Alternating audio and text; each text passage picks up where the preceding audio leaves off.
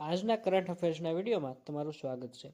દેશના સંરક્ષણમાં ભારતીય નૌકાદળની ભૂમિકા અને સિદ્ધિઓને બિરદાવવા માટે દર વર્ષે 4 ડિસેમ્બરે ભારતીય નૌકાદળ દિવસની ઉજવણી કરવામાં આવે છે. આ દિવસ વર્ષ 1971માં ભારત પાકિસ્તાન યુદ્ધ દરમિયાન પાકિસ્તાન સામે ભારતીય નૌકાદળ દ્વારા શરૂ કરવામાં આવેલ ઓપરેશન ટ્રાઇડન્ટની યાદમાં પણ ઉજવવામાં આવે છે. ભારતીય નૌકાદળની સ્થાપના 26 જાન્યુઆરી 1950માં અને વડુમથક નવી દિલ્હી ખાતે આવેલું છે.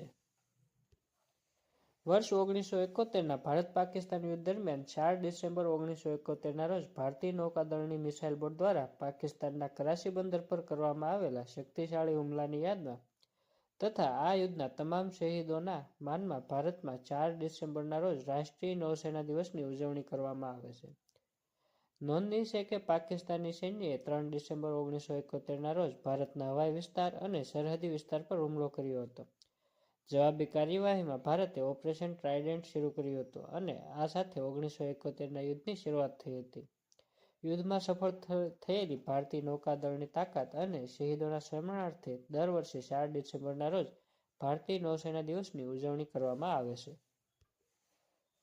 સુલતાન અઝલાન શાહ કપ 2025 બેલ્જિયમનો પ્રથમ ખિતાબ.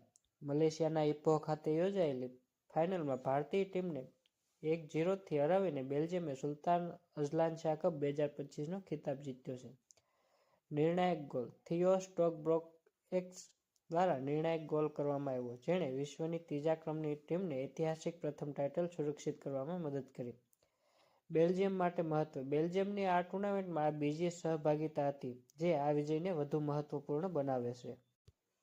સુલતાન અઝલાન શાહ કપ ટૂર્નામેન્ટની આ 31મી આવૃત્તિ હતી. તે મલેશિયા દ્વારા આયોજિત વાર્ષિક પુરુષોની આમંત્રણ આંતરરાષ્ટ્રીય ફિલ્ડ હોકી ટૂર્નામેન્ટ છે.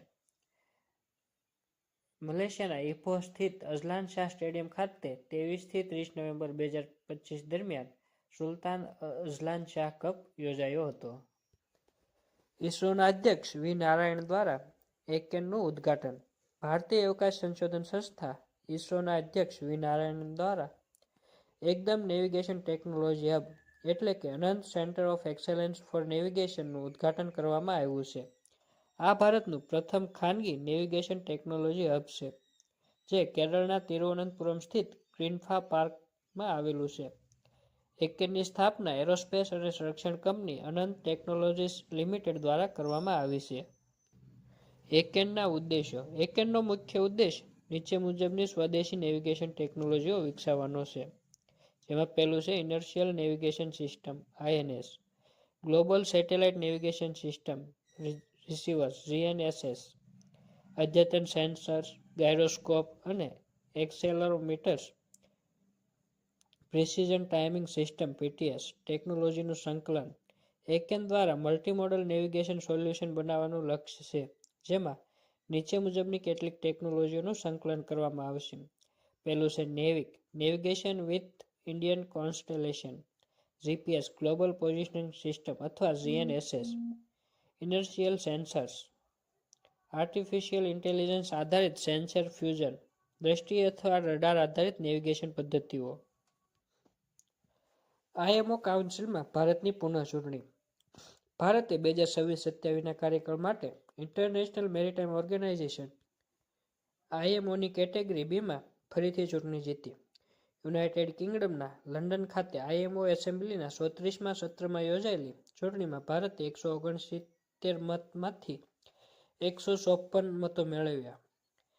આ કેટેગરીમાં કોઈપણ દેશ દ્વારા મેળવવામાં આવેલા સૌથી વધુ મતો છે.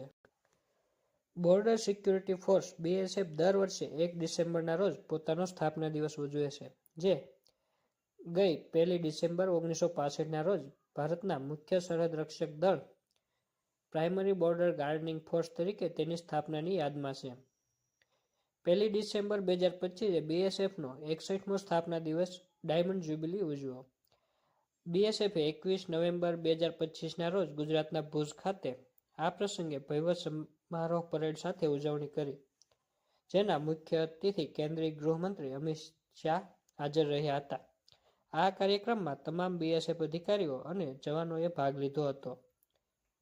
BSFની સ્થાપના 1965માં થઈ હતી, જેનું સૂત્ર જીવન પર્યંત કર્તવ્ય ડ્યુટી અન્ટિલ ડેથ મુખ્ય મથક નવી દિલ્હી અને હાલના ડાયરેક્ટર જનરલ પ્રવીણ કુમાર છે, જેમને વધારાનો હવાલો આપવામાં આવેલો છે. સીબીઆઈસીના નવા અધ્યક્ષ તરીકે વિવેક ચતુર્વેદીની નિમણૂક. વડાપ્રધાન શ્રી નરેન્દ્ર મોદીની અધ્યક્ષતાવાળી કેબિનેટની નિમણૂક સમિતિએ વિવેક ચતુર્વેદીની central board of indirect taxes and કસ્ટમ્સના નવા અધ્યક્ષ તરીકે નિમણૂકને મંજૂરી આપી છે. વિવેક ચતુર્વેદી 1990 બેચના ભારતીય મહેસૂલ સેવા અધિકારી છે. તેઓ સંજય કુમાર અગ્રવાલનું સ્થાન લેશે, જેઓ 28 નવેમ્બર 2025ના રોજ નિવૃત્ત થયા હતા. World telecommunication development conference 2025. World telecommunication development conference, જે દર 4 વર્ષે યોજાય છે, આઈટીઓની બેઠક બાકુ ખાતે સંપન્ન થઈ. ઇન્ટરનેશનલ ટેલિકોમ્યુનિકેશન યુનિયનનું મુખ્ય મથક જીનીવા, સ્વિટ્ઝરલેન્ડમાં છે.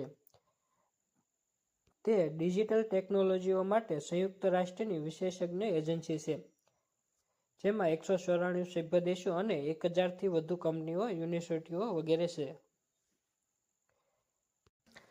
ઇન્ટરનેશનલ ટેલિકોમ્યુનિકેશન યુનિયનની સ્થાપના 1865માં પેરિસમાં પ્રથમ આંતરરાષ્ટ્રીય ટેલિગ્રાફ કન્વેન્શન પર હસ્તાક્ષર થયા પછી ઇન્ટરનેશનલ ટેલિગ્રાફ યુનિયનનું પ્રથમ સ્વરૂપ તરીકે થઈ હતી. તેના મુખ્ય કાર્યોમાં તે સીમલેસ વૈશ્વિક કનેક્ટિવિટી માટે તકનીકી ધોરણો બનાવે છે.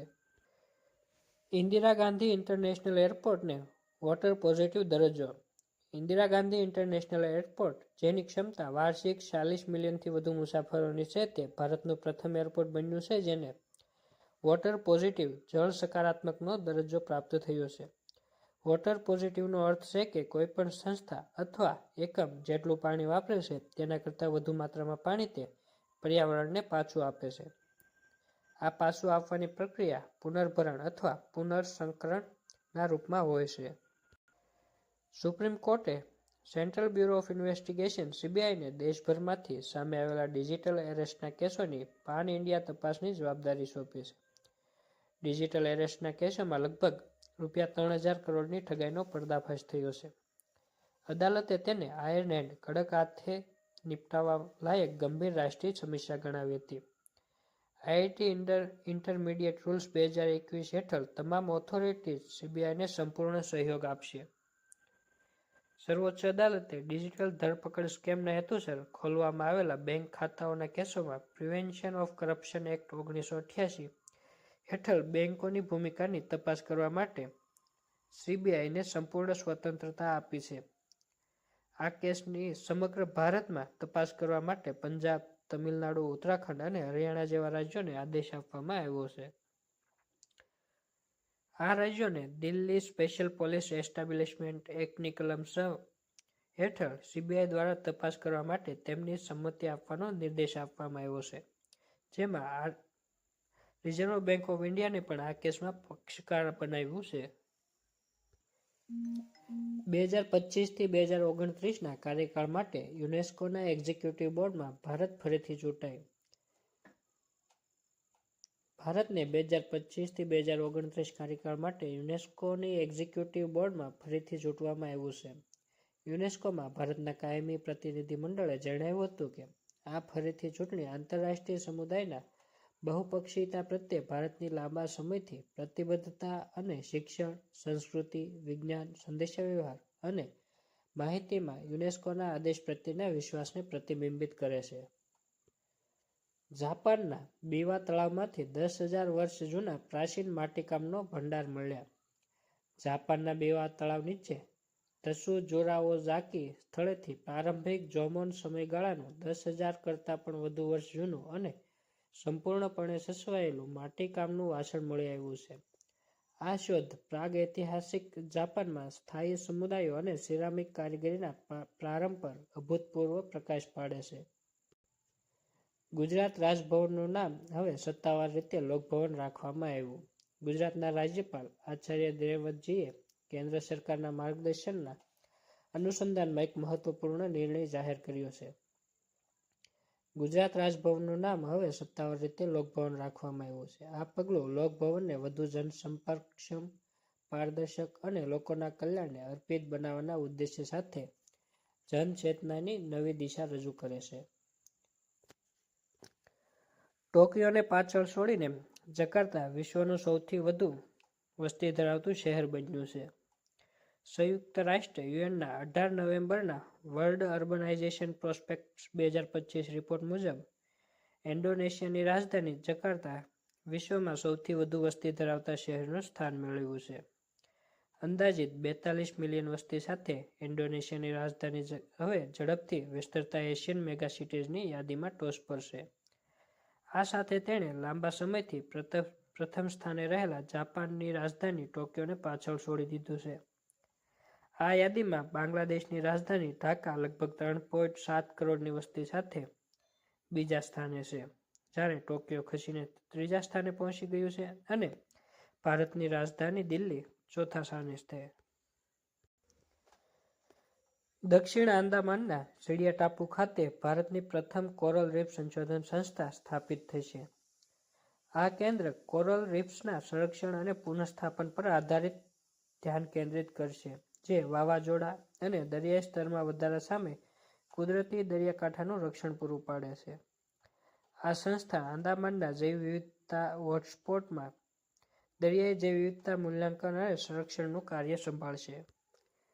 સાઉથ આફ્રિકા સામેની પ્રથમ મેચમાં વિરાટ કોહલીએ પોતાની વનડે કારકિર્દીની 52મી સદી ફટકારીને ઇતિહાસ રચ્યો છે. તે હવે એક ફોર્મેટમાં સૌથી વધુ સદી ફટકારનાર બેટ્સમેન બની ગયો છે. વિરાટ કોહલીએ ક્રિકેટના કોઈ એક ફોર્મેટમાં સૌથી વધુ 51 સદીના સચિન તેંડુલકરના વર્લ્ડ રેકોર્ડને તોડ્યો હતો. પાવર ઇન્ડેક્સ 2025 સૌથી શક્તિશાળી દેશોમાં ભારત 40 પોઈન્ટ સાથે ત્રીજા ક્રમે. ઓસ્ટ્રેલિયાની પ્રતિષ્ઠિત લોવી ઇન્સ્ટિટ્યૂટે પોતાનો વાર્ષિક પાવર ઇન્ડેક્સ 2025 પ્રસિદ્ધ કર્યો છે. તે આર્થિક, રાજદ્વારી અને સાંસ્કૃતિક પ્રભાવનું વિસ્તૃત મૂલ્યાંકન કરે છે. પાવર ઇન્ડેક્સ 2025માં અમેરિકા 80.5 પોઈન્ટ સાથે સુપર પાવર છે, જ્યારે ચીન 73.7 પોઈન્ટ સાથે સુપર પાવર છે. ભારત 40 પોઈન્ટ સાથે મેજર પાવર, જ્યારે જાપાન 38.8 અને રશિયા 32.1 સાથે મિડલ પાવરમાં આવે છે. અમરાવતી ભારતનું પ્રથમ સંકલિત નાણાકીય શહેર. અમરાવતીને દેશનું પ્રથમ સંકલિત નાણાકીય શહેર જાહેર કરવામાં આવ્યું છે.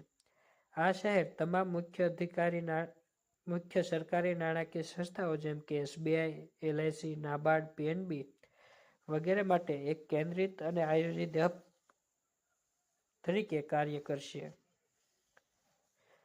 જામખંભાળિયામાં બનશે ઇસરોનું અર્થ સ્ટેશન. ઇસરો દ્વારા જામખંભાળિયામાં 25 એકર જમીન પર કરોડોના ખર્ચે નવું અર્થ સ્ટેશન બનાવાઈ રહ્યું છે. આ અર્થ સ્ટેશન આગામી 3-4 વર્ષમાં બનીને તૈયાર થઈ જશે.